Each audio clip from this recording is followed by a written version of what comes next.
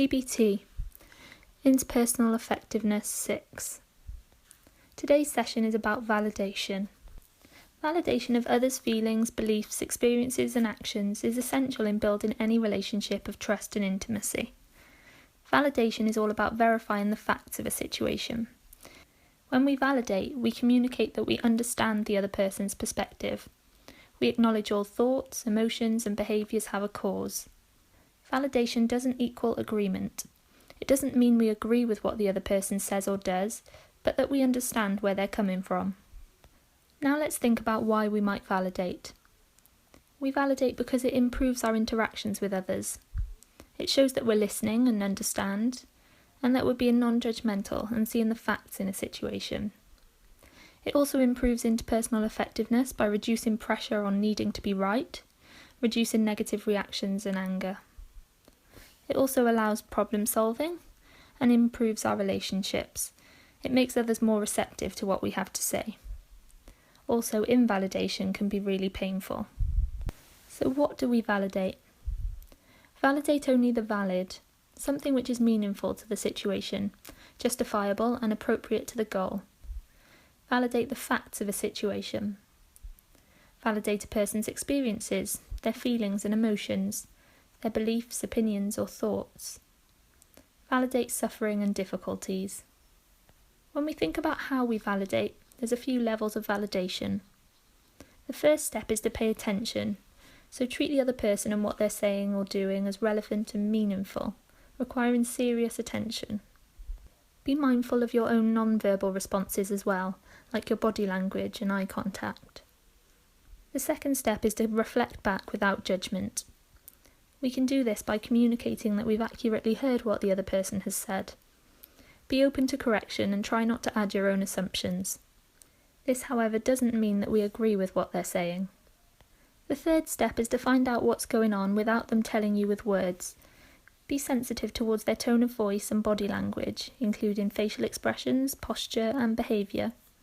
Put this together with the information you have about the situation and what you know about the person. Sometimes you're able to validate from the situation alone, for example if they've suffered a death of a close family member.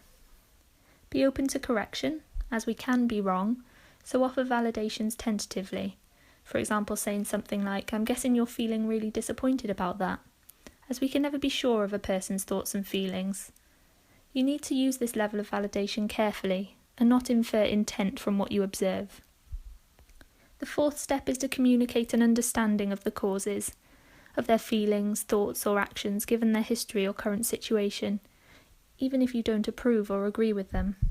Communicate that it's understandable they feel this way. For example, it's understandable for a person to feel hopeless about losing weight if every diet they've tried hasn't worked. It's also understandable that a person with chronic fatigue would feel tired easily. The fifth step is to acknowledge the valid. Communicating that the person's experiences make sense because they fit the present situation. The sixth step is to show equality. Respond to the other person as having equal status as yourself and as entitled to the same level of respect. Don't be patronising or overly sensitive. Treat the other person as capable of effective behaviour rather than assuming they're inadequate. Show your genuine self in the relationship. It can be really hard to validate when you don't understand the other person's point of view or their feelings or behaviour make no sense to you. In this situation, you could A. validate what you do understand, or B. say that you don't understand but you want to. Be authentic about it. It's important that we discuss recovering from invalidation. Recovering from invalidation can be just as important as validating others. There are several types of invalidation. Some are helpful and some are harmful. Helpful invalidation is when your opinions, beliefs or behaviours are invalidated and they are in fact based upon false or inaccurate information. Invalidation can be helpful when it's done with respect. For example, corrective feedback given in a non-judgmental manner or a debate of opinion. Invalidation can be exceptionally distressing when your point of view is disregarded while the other person's validity is unquestioned. We call this corrosive invalidation. How distressing this is depends on how important the validation is to you and how able you are to trust your own position. There are many examples of harmful invalidation. One example is being ignored. even when what you have to say is valid and relevant. You're treated as unimportant and irrelevant. This is particularly harmful if the pattern is persistent. Another example is not being understood, even when you keep trying to tell them. It may be that the other person is insensitive or has their own opinions of you no matter what you say or do. This might lead to you questioning your communication ability or thinking that they're right and you are wrong.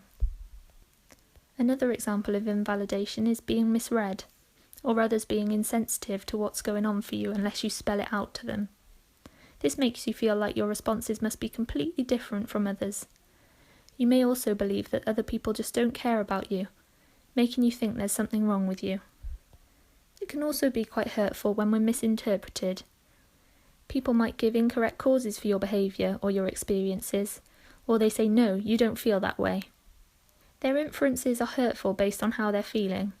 For example, they feel manipulated, so think you must have meant to manipulate them. Valid reasons are ignored, and it's assumed that if you wanted to be different, you would be. This makes you feel uncared for and unaccepted. We can also feel invalidated when people ignore or deny current facts. Facts which explain your behaviour are discounted or ignored. For example, if you're late because of traffic, but your friend says, oh, don't give me that, you're always late.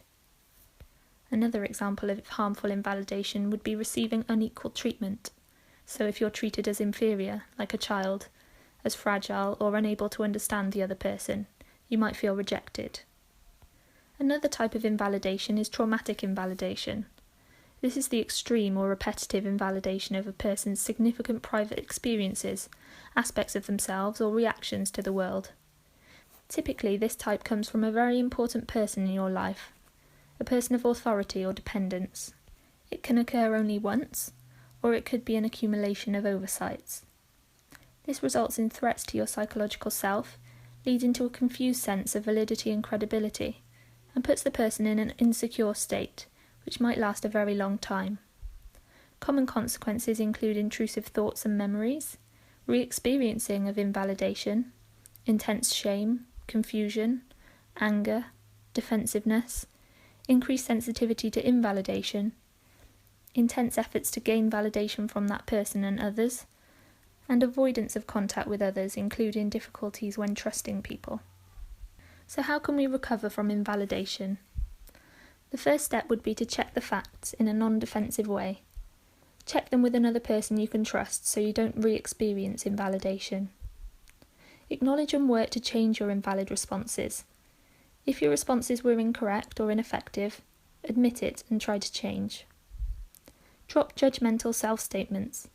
Even if you did make a mistake or believed something that's not correct, it doesn't mean that you're stupid or to blame for not knowing. There are many reasons for invalid behaviour. Remind yourself that all behaviour is caused. Remember that you are and always have been doing the best that you can, given the circumstances and your personal history. Be compassionate towards yourself. Practice self-soothing. Admit that it hurts to be invalidated by others, even if they're right. You may need to keep up a front when around the person, but when alone, be compassionate to yourself, because it hurts to be invalidated.